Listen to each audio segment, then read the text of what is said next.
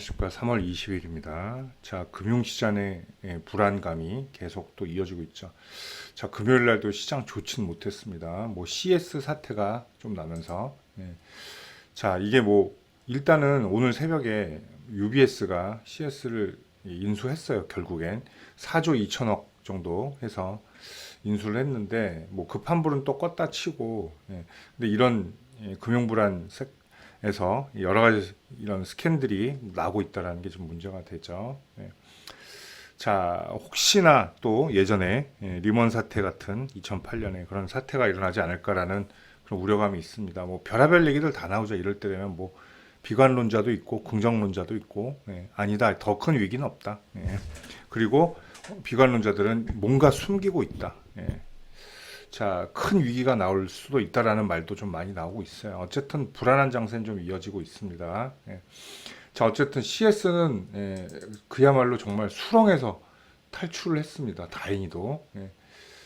자, 일단은 급한 불을 껐으니까 UBS는 UBS 때문에 자, 이번 주는 이제 또 FOMC가 있어요. 자, FOMC가 이제 두 가지죠. 일단 빅스텝 가능성 이제 제로가 됐어요. 빅스텝은 됐고 이제 베이비 스텝이냐 아니면 동결까지도 얘기가 나오고 있습니다. 자, 베이비 연준은 어떤 선택을 해도 이제 좀 굉장히 좀 곤란한 입장이 됐어요. 자, 0.25 상승시키면 은행 리스크 보고도 모르냐. 뭐 진짜 니네 끝장낼 작정이냐 이런 욕을 먹을 거고요. 분명히 또 동결해도 욕을 먹어요. 동결을 하면 나중에 인플레이션 어떡할 거냐. 은행만 지금 지키고 있다가 인플레이션 어떡할 거냐. 니네 그 정도 판단도 못하냐. 자, 일단 어차피 연준은 궁지에 몰렸습니다.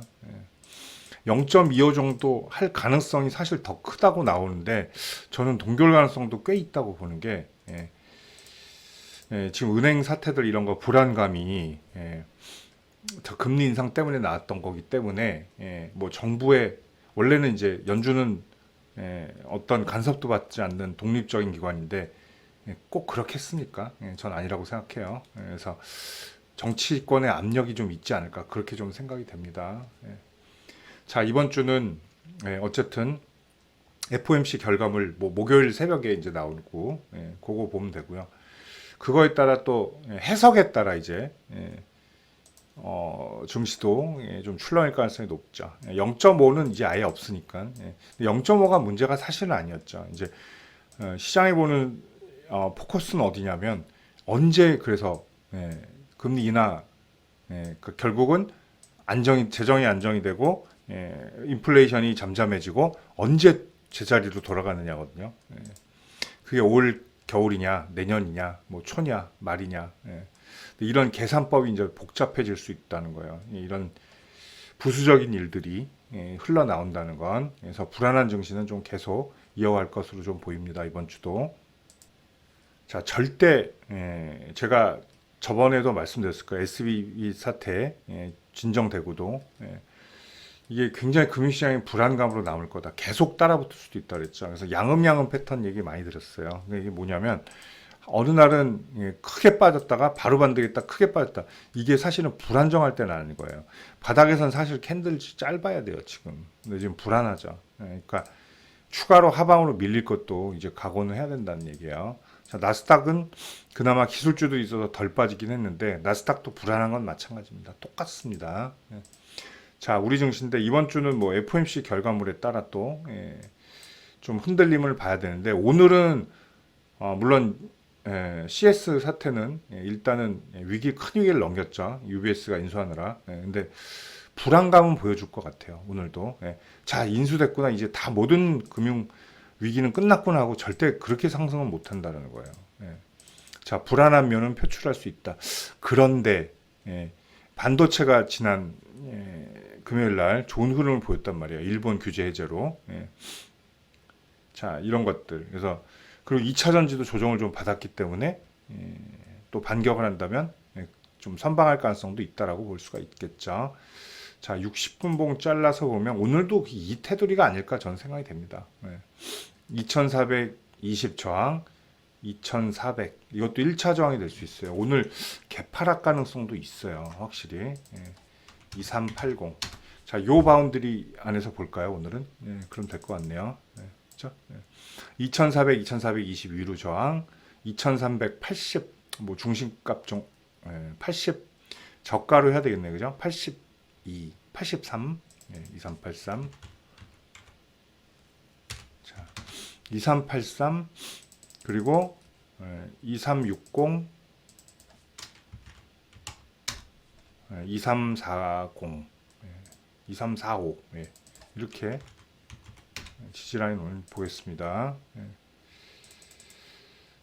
자, 대형주들 하고 이제 중소형주들이 잘못 코스닥 코스피가 다르게 나가는 건 간단하죠. 그래서 반도체 섹터 조금 잠잠하고, 혹은 외국인들 프로그램 매도, 그러니까 선물 매도세가 나오면 코스피가 훅 죽고, 자, 그리고 코스닥으로 맥이 쏠리다가, 매수세 쏠리다가 또 에코프로 시리즈들 조정받으면 또 코스닥 확 추락하죠.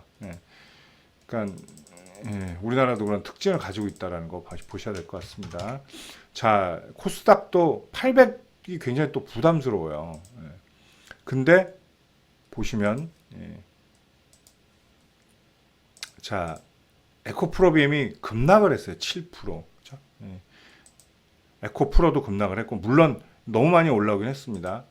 반면에 이제 셀트리온 헬스케어 바이오 쪽이 좀 튀었죠. LNF는 마찬가지로 시가 떴다 죽었고, 자, 코스닥은 지금 양극재가 1위부터 4위 중에 3개예요. 그러니까 양극재 오늘 활약이 코스닥에서는 중요하다라고 볼 수가 있겠죠. 자, 오늘 코스닥은 좀 눌릴 수도 있다라고 일단 한번 계산을 해보는 게 나을 것 같아요. 자, 785, 뭐 783 요 라인이 일단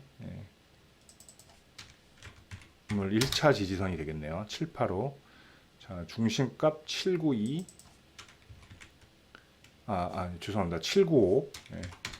이렇게 오시고 800 저항. 뭐 위로는 뭐 또 여기 825까지는 또 열려 있는데 805도 오늘은 저항이네요. 그죠? 121선. 301선. 자, 그리고 지지 라인 8785. 뭐 770까지야 뭐 빠질 리는 없을 것 같은데, 어쨌든 785, 790 이렇게